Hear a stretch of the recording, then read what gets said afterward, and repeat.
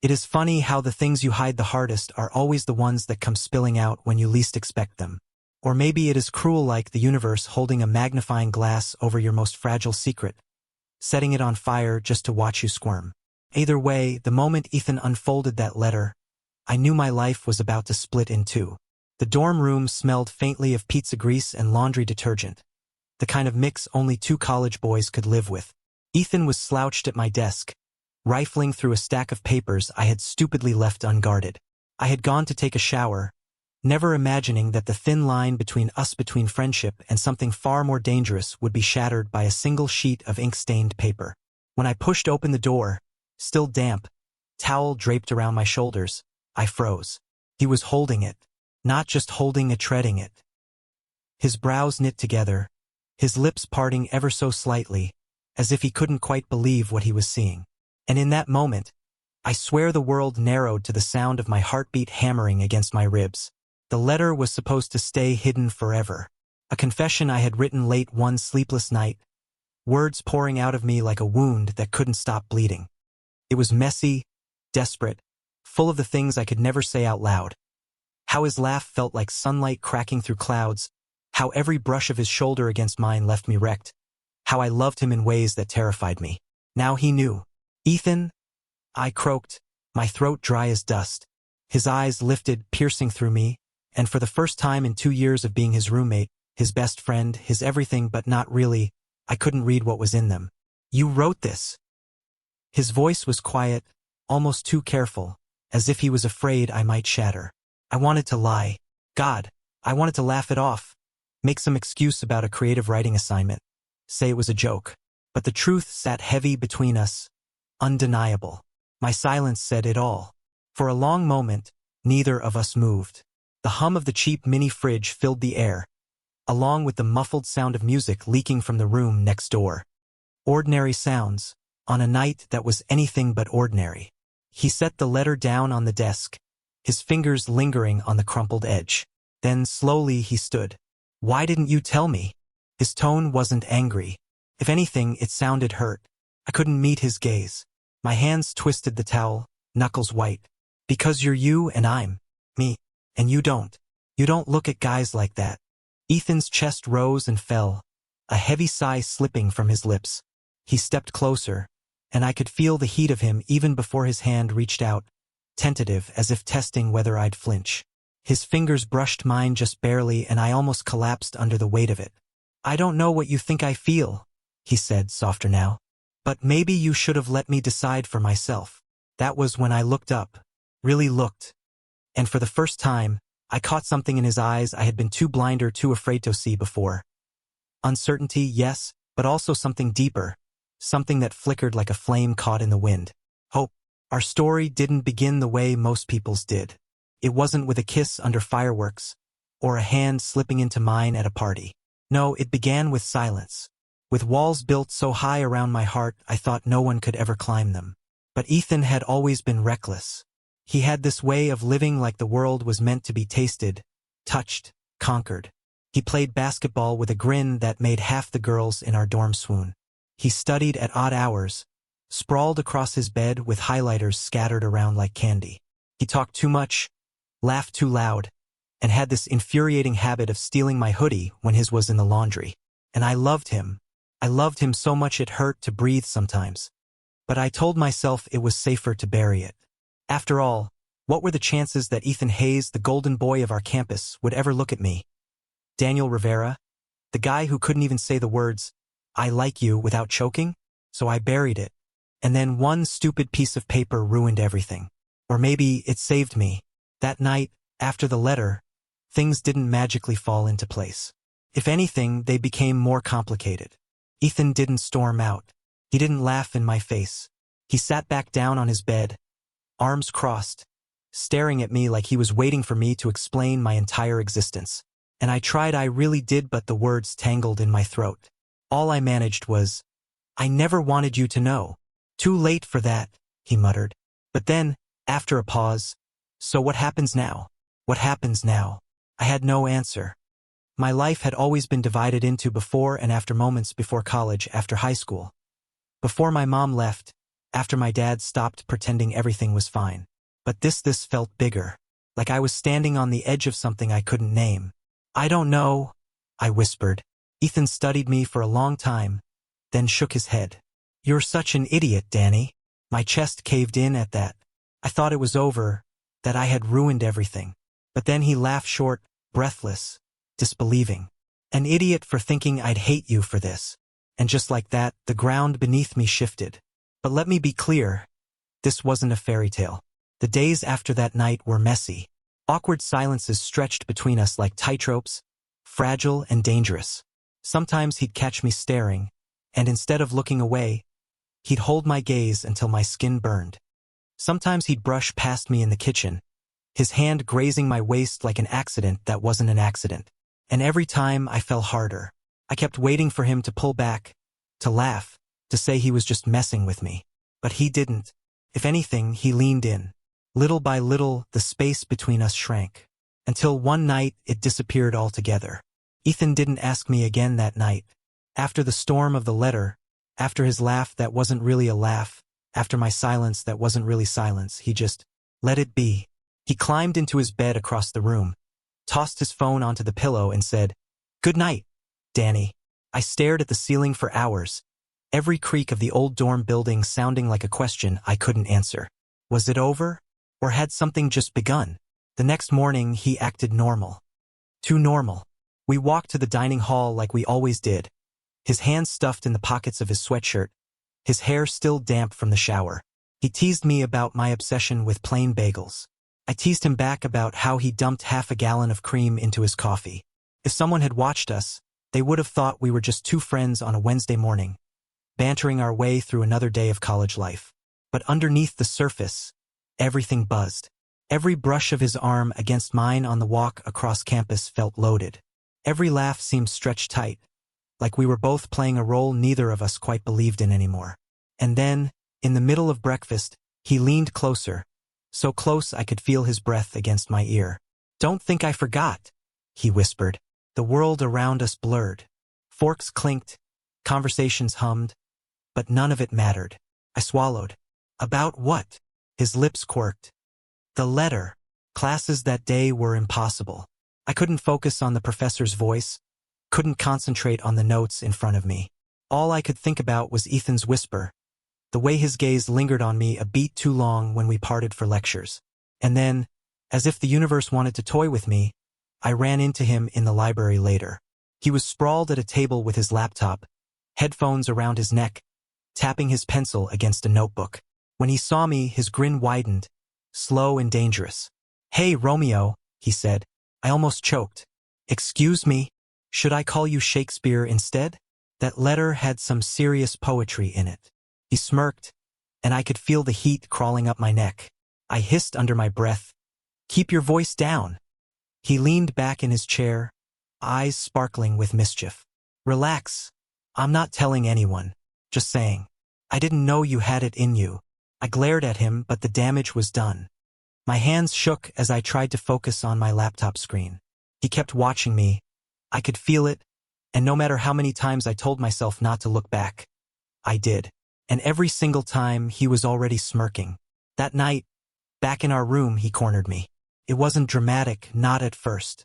He just tossed a basketball at me, grinning when I fumbled the catch. Then he said, "We should talk." My stomach dropped. He sat on his bed, elbows on his knees, and for once, the humor drained from his face. "Danny, I don't want you to feel like you've screwed everything up, because you haven't." I blinked. "I haven't." "No," he rubbed the back of his neck, looking almost nervous, something I'd never seen on him before. "It's just, this is new for me, and I don't want to say something stupid and ruin it. But I don't hate you. I don't think you're weird. And I definitely don't want to lose what we have." His words were a lifeline, but also a knife. Because as much as they soothed me, they also carved into me the reminder of everything I still didn't know. So I asked, "Then what do you want?"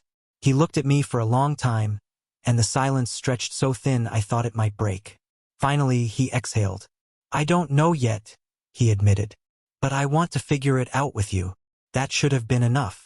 It should have been the moment where relief washed over me, where hope finally rooted itself in my chest. But instead, it left me restless.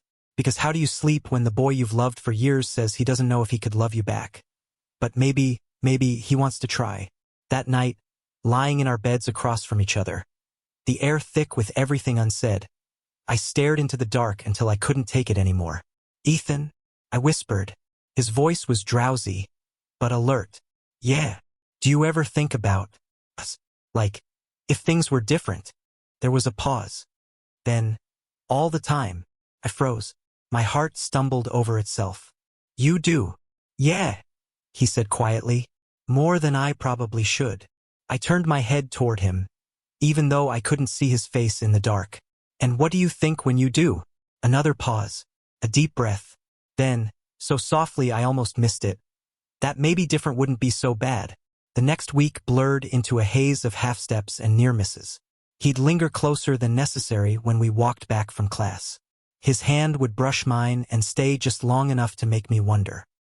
He'd fall asleep with his headphones still in, sprawled halfway across my bed instead of his, claiming he was too tired to move. It was torture.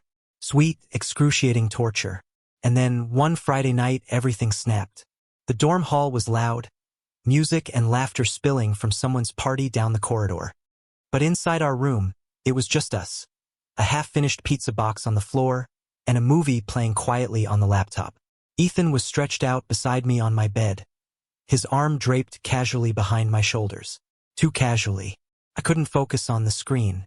My chest was a war zone of nerves and longing. And then, without warning, he leaned in. It wasn't a kiss, not yet. His forehead brushed mine, his breath warm against my lips. My heart stopped. "Danny," he whispered, voice rough. "Tell me to stop." Couldn't. I didn't want to. So I whispered back, "Don't." And then his mouth was on mine. The kiss was clumsy at first, uncertain. But then it deepened, and all the years of silence, all the sleepless nights, all the longing poured out of me and into him. He pulled me closer, and for the first time, I let myself believe that maybe, just maybe, I wasn't dreaming. When we broke apart, breathless, his hand still cupping the back of my neck, he laughed. Soft, disbelieving. "God, Danny," he said. "Why did it take us so long?" I didn't have an answer. All I could do was smile, tears pricking at my eyes, and whisper, "Because I was too afraid to lose you." He shook his head, pressing his forehead against mine. "You'll never lose me." And in that moment, for the first time, I believed him. The kiss should have settled things.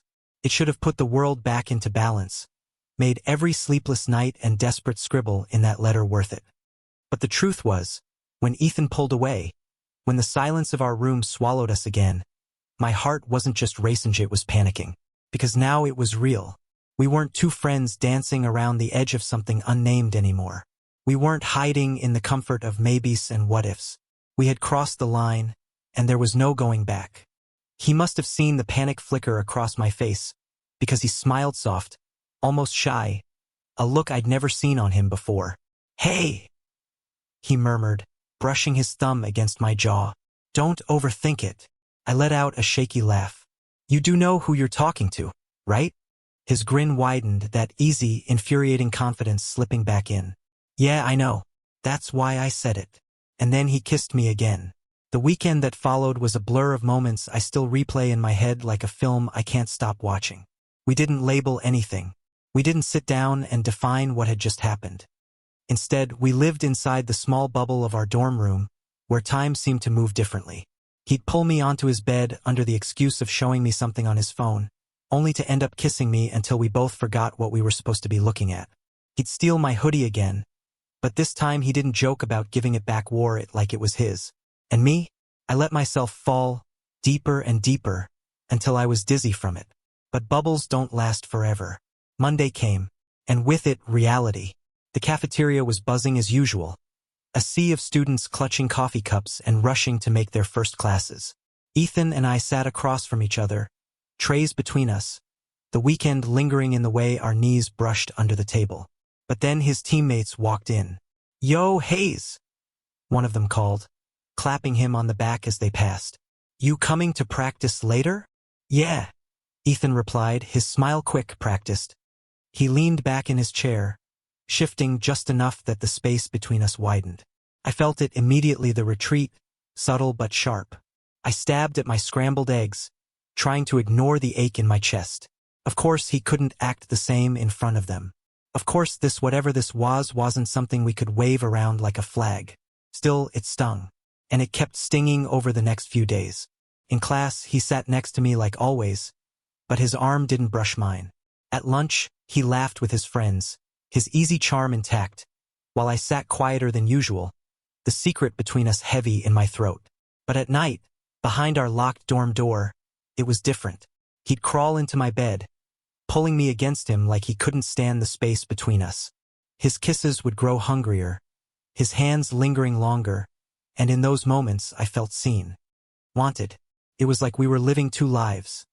The world outside where we were just roommates, just friends.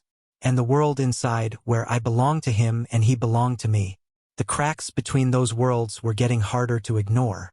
One night, after another long silence filled only by the hum of his laptop fan, I couldn't take it anymore. "Ethan," I said quietly. He glanced up, pushing his hair out of his eyes. "Yeah.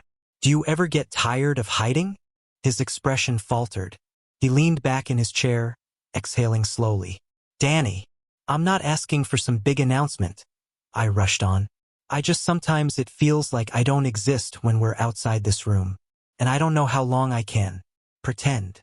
The words tasted dangerous, like stepping onto thin ice. He rubbed his hands over his face, groaning. "I'm not ready, okay? People don't exactly cheer when they find out their shooting guard is making out with his roommate instead of his girlfriend." I flinched. The way he said it, half joking, half bitter, made my chest tighten. "Is that what I am?" I asked softly. "A secret you're not ready for?" His eyes snapped to mine, wide, panicked. "No. God, Danny, no. He broke off, his hands curling into fists. "You're everything I don't know how to explain." The silence stretched, heavy and raw. Finally, he stood, crossing the room in 2 strides. He cupped my face, his touch trembling. "I'm scared," he admitted, voice breaking. "But I don't want to lose this. I don't want to lose you." And for a moment, that was enough. But fear has a way of seeping into everything. The next test came faster than I expected. One Friday night, we went to a party off campus. The house was packed, music rattling the walls, the smell of beer and sweat filling the air. Ethan stuck close to me at first, his hand brushing mine as we navigated through the crowd. But then his teammates spotted him. "Hayes! Shotgun!" one yelled, tossing him a can of beer. Ethan grinned, slipping into their circle with the ease of someone who had always belonged. I watched from the sidelines as he laughed, clapped shoulders, chugged beer, his energy lighting up the room. And I hated it. Not him, never him, but the distance, the invisibility, the way I stood there, clutching a plastic cup, knowing that in this version of his life, I didn't exist. It got worse when a girl wrapped her arm around him, leaning close to say something in his ear. He didn't push her away immediately. He laughed, shaking his head, and though he eventually stepped back, the image was seared into me. I left without saying a word. Back in our dorm, I paced the room, anger and hurt warring in my chest. When Ethan finally stumbled in, smelling of beer and sweat, I was already on fire. "Did you have fun?" I asked, my tone sharper than I intended. He blinked, surprised. "Danny, that girl?" I snapped. "She was all over you." He frowned. "She was drunk. I told her no." "Yeah, but not right away." My voice cracked. "Do you have any idea what that felt like? Watching you laugh with her like I wasn't even there." His jaw tightened. "What do you want me to do, Danny? Shout across the party that I'm taken by my roommate? You know it's not that simple." The words sliced through me. "Taken?" I repeated, my voice hollow. "Is that even what this is? Or am I just convenient when no one's looking?" His face twisted, like I had punched him. "Don't say that. Then give me a reason not to." The room went still. Our breaths came hard, uneven, like we'd both run too far, too fast. Finally, he whispered, "You're not convenient. You're the only thing that feels real right now." Tears blurred my vision, but I turned away, unable to let him see me break. Because loving someone who's afraid to love you back in the daylight is its own kind of heartbreak. The fight changed everything. For days afterward, silence lived between us like a third roommate. Ethan went to practice, came back late, collapsed into bed without a word. I buried myself in homework, headphones blasting music just to drown out the quiet. The space that used to feel safe hours now felt like a cage. And every night, I lay awake staring at the ceiling, replaying the same question over and over. Had I been wrong to believe in us? By Thursday, I couldn't take it anymore. I'm moving out, I told him flatly, shoving textbooks into my backpack. Ethan's head jerked up from where he sat on his bed. His eyes widened, then narrowed. What are you talking about? I asked, housing for a transfer. They found me a single down the hall. My voice shook, but I forced it steady. You don't want this, Ethan. And I can't keep killing myself pretending you do. The room went so quiet I could hear the hum of the heater. His knuckles whitened as he gripped the edge of the mattress. You can't just walk away, he said finally, his voice low, dangerous. I swallowed hard. Watch me. I slung my bag over my shoulder and moved toward the door. But before I could turn the handle, his hand closed around my wrist. Danny. His voice cracked, raw. Please, don't. I froze. My chest ached. Slowly, I turned. For the first time since we kissed, Ethan looked undone.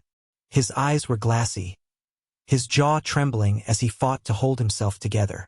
I'm sorry, he whispered. I don't know how to do this. I don't know how to be what you need out there. But in here, he pressed his hand against his chest. In here, it's you. It's always been you. My heart lurched. Then why does it feel like I'm the only one fighting for us? Because I'm scared, he admitted. His grip tightened on my wrist, desperate. You're brave enough to want the world to know. I'm still learning how to be brave. But if you give me time, I swear I'll get there. Just don't leave me before I do. Tears blurred my vision. For so long, I had begged the universe for this moment, for him to finally say the words I needed. Now that they were here, I was torn between running and collapsing into him. Do you mean it? I asked. His eyes locked onto mine, steady despite the fear in them. With everything I am. And that was all it took. I dropped my bag. He pulled me into his arms, and I let myself fall, let the fight, the silence, the doubt dissolve in the heat of his embrace. It wasn't easy after that. We stumbled. We argued. Some days he pulled back, and I had to remind myself not to spiral. Some days I doubted, and he had to remind me with a kiss, with a hand lacing through mine under the table, with a whispered I'm here. But little by little, the fear gave way to something stronger. The first time he reached for my hand in public, it was small, just a fleeting touch as we walked across campus, his fingers brushing mine before sliding away. But the look he gave me afterward, shy but determined, meant more than 1,000 words. The first time he told me he loved me, it wasn't under some grand gesture. It was at 2 a.m., lights off, his breath warm against the back of my neck as he murmured, I love you, Danny. Like a secret too sacred for the daylight. And the first time we stopped hiding, it wasn't even planned. We were at a diner, sharing fries, when one of his teammates spotted us.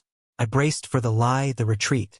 But instead, Ethan reached across the table, laced his fingers through mine, and didn't let go. The teammate blinked, then grinned. About time. Ethan squeezed my hand, grinning back. And in that moment, I knew he had chosen us. Now, months later, I look back at the boy who wrote a letter he never meant to send, and I almost don't recognize him. That boy thought love was something to bury, something too dangerous to live. But the boy sitting here now, curled up on his dorm bed with Ethan's head resting on his shoulder, knows better. Love isn't about being fearless. It's about being scared and choosing it anyway.